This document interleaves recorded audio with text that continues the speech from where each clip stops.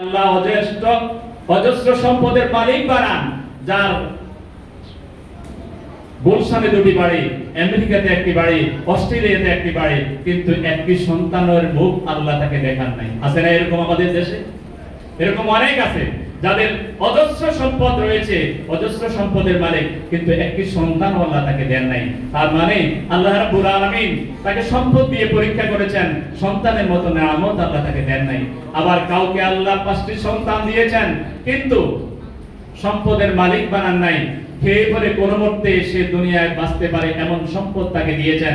আবার যে সন্তান দিয়েছেন, এই সন্তানগুলো দিয়ে আল্লাহ পরীক্ষা করছেন, আমি কি আমার সন্তানটাকে সত্যিকার অর্থে আল্লাহর পথে পরিচালনা করে, আমি কি তাকে দিয়ে আল্লাহর রবের পরিচয় চেনাই কিনা, আমি তাকে আল্লাহর পথে পরিচালনা করে কিনা, এটি আমাকে পরীক্ষা করছেন।